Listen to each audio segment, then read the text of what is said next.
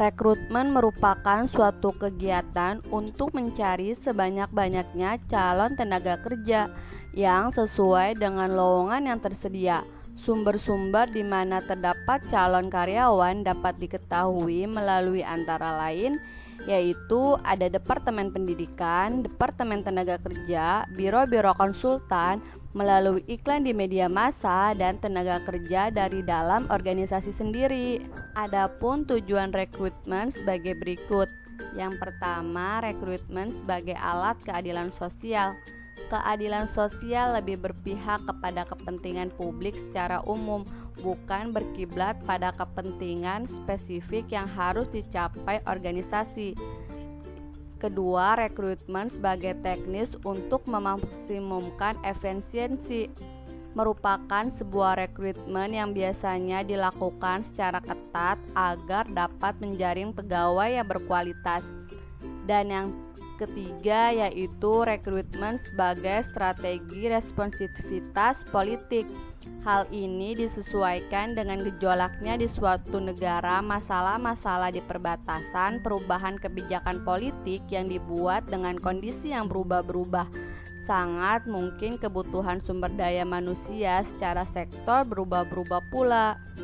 Ada beberapa alasan yang mendorong suatu organisasi melakukan rekrutmen pegawai, diantaranya yaitu berdirinya organisasi baru, adanya perluasan organisasi, terciptanya pegawai-pegawai dan kegiatan-kegiatan baru, adanya pegawai yang pindah ke organisasi lainnya, adanya pegawai yang berhenti dengan baik dengan hormat maupun tidak dengan hormat sebagai tindakan hukuman, adanya pegawai yang berhenti karena memasuki usia pensiun, adanya pegawai yang meninggal dunia. Selanjutnya yaitu staffing. Staffing adalah aktivitas yang diambil untuk menarik, mempekerjakan, dan menggaji personel atau karyawan yang dapat memberikan dukungan efektif bagi penjualan dalam organisasi. Dalam proses seleksi, Departemen Sumber Daya Manusia melakukan penyaringan melalui wawancara, tes, dan menyelidiki latar belakang pelamar. Menurut Hall 1986, dalam Walker 1992, staffing adalah proses pelaksanaan dari suatu tindakan untuk memperoleh bakat yang dibutuhkan melalui penarikan, seleksi, promosi, dan transfer. Menurut Milkovich dan Boudreau 1997, staffing adalah proses perpindahan atau pergerakan karyawan atau pegawai ke dalam, di dalam dan keluar organisasi untuk mendapatkan jenis dan jumlah tugas pegawai yang diinginkan. Menurut Stoner, staffing merupakan salah satu fungsi manajemen berupa penyusunan personalia pada suatu organisasi sejak dari merekrut tenaga kerja, pengembangannya sampai dengan usaha agar setiap tenaga member daya guna maksimal kepada organisasi. Selanjutnya yaitu model keterkaitan staffing dan pengembangan sumber daya manusia. Kebijakan dan praktek human resource akan menciptakan organisasi yang lebih baik dengan melaksanakan strategi, melaksanakan efisiensi, melibatkan karyawan, dan memanage perubahan atau mengatur. Semua itu merupakan unsur-unsur dari kompetisi organisasi. Proses ini memerlukan HR champion, di mana manajer lini atau HR profesional yang dapat menciptakan nilai dan memberikan hasil. Praktek-praktek HR menciptakan kemampuan organisasi dalam menuju persaingan.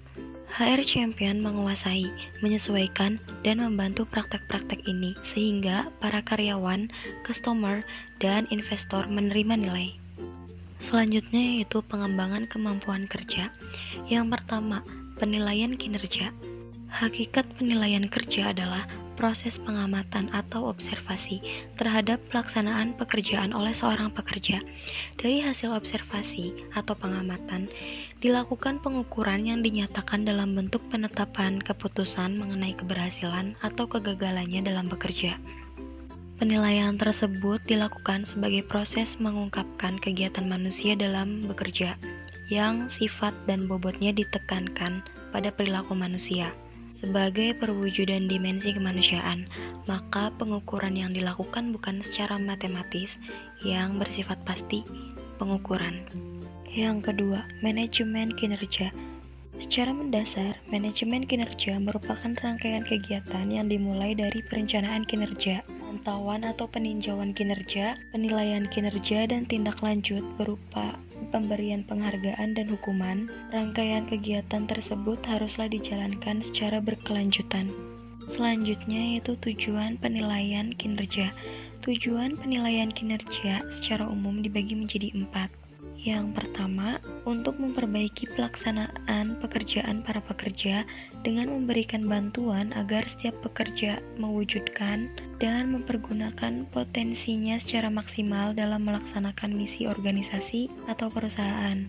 Yang kedua, untuk menghimpun dan mempersiapkan informasi bagi pekerja dan para manajer dalam membuat keputusan. Yang ketiga, untuk menyusun inventarisasi SDM di lingkungan organisasi atau perusahaan.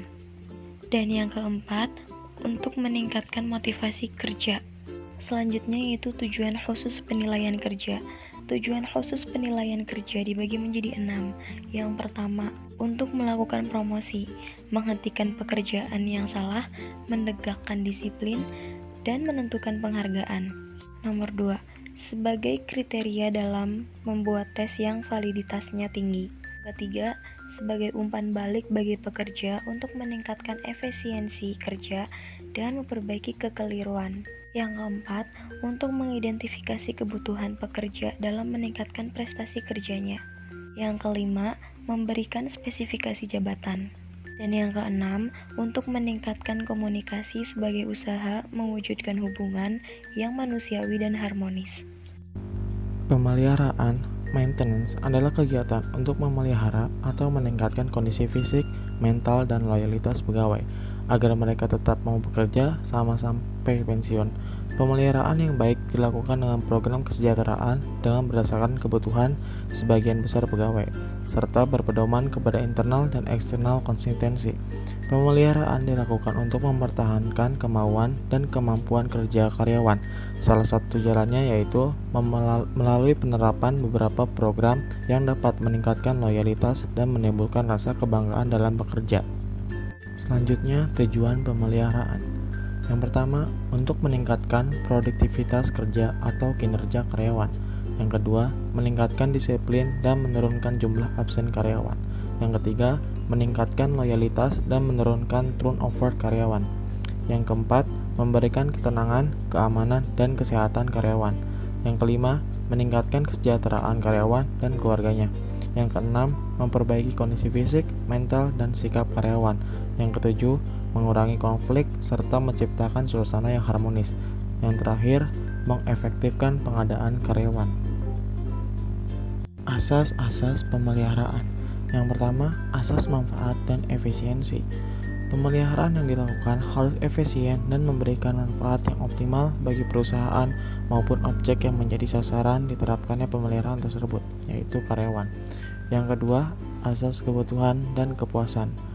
Asas ini penting supaya tujuan pemeliharaan tercapai sehingga setelah kita telah memperhatikan kebutuhan dan kepuasan, maka diharapkan karyawan dapat bekerja secara efektif dan efisien demi mencapai tujuan perusahaan. Yang ketiga, asas keadilan dan kelayakan. Untuk menciptakan ketenangan dan konsentrasi karyawan terhadap tugas-tugasnya, sehingga disiplin, kerjasama antar karyawan, dan semangat kerja karyawan dapat meningkat. Yang keempat, asas peraturan legal. Dalam melaksanakan pemeliharaan sumber daya manusia, perusahaan harus bersumber dari undang-undang, keputusan presiden, keputusan menteri, dan hukum-hukum yang berlaku di negara tersebut. Pedoman tersebut sebagai peraturan legal diperlukan untuk menghindari konflik dan intervensi serikat buruh dan pemerintah. Yang terakhir atau yang kelima, asas kemampuan perusahaan. Kemampuan perusahaan dalam menjalankan pemeliharaan kerja menjadi pedoman dan asas program pemeliharaan kesejahteraan karyawan. Terapkanlah sistem pemeliharaan kerja yang dapat diterapkan di perusahaan tersebut agar terjadinya perubahan positif dan menghindari hancurnya perusahaan akibat salahnya penerapan pemeliharaan karyawan. Metode pemeliharaan. Yang pertama, komunikasi. Komunikasi yang diterapkan harus efektif. Komunikasi efektif adalah pertukaran informasi, ide, perasaan yang menghasilkan perubahan sikap sehingga terjalinan sebuah hubungan baik antara pemberi pesan dan penerima pesan. Dari komunikasi sendiri dapat menimbulkan suasana yang harmonis Sikap saling menghargai ini dapat menimbulkan kesan nyaman pada diri karyawan. Yang kedua ada insentif. Insentif merupakan tambahan-tambahan gaji atau di luar gaji atau upah yang diberikan oleh organisasi. Berikut adalah bentuk-bentuk bagi hasil. Yang pertama, upah potong. Yang kedua, bonus produksi. Yang ketiga ada komisi. Yang keempat ada kurva kematangan. Yang kelima ada merit rise. Yang keenam ada non-monetary incentive. Yang ketujuh ada executive incentive. Yang ketiga ada kesejahteraan karyawan. Kesejahteraan karyawan sebagai setiap pelayanan atau kenikmatan yang diberikan oleh seorang majikan sebagai tambahan gaji dan upah biasa. Jenis-jenis program kesejahteraan karyawan. Yang pertama ada asuransi. Yang kedua ada pemberian fasilitas. Yang ketiga ada pensiun. Yang keempat ada rekreasi dan hiburan. Selanjutnya ada yang keempat, kesadaran dan keselamatan kerja. Keselamatan dan kesehatan kerja merupakan salah satu upaya perlindungan yang ditunjukkan kepada semua pegawai yang ada di perusahaan agar terhindar dari potensi yang dapat menimbulkan bahaya, agar tenaga kerja dan orang yang berada di tempat kerja selalu dalam keadaan selamat dan sehat, serta sumber produksi dan dapat digunakan secara aman dan efisien. Yang kelima ada hubungan industrial. Pemeliharaan hubungan industrial dalam rangka keseluruhan proses manajemen sumber daya manusia berkisar pada pemikiran bahwa hubungan yang berserasi dan harmonis antara manajemen dengan para pegawai atau pekerja yang dapat dalam organisasi mutlak perlu dibutuhkan.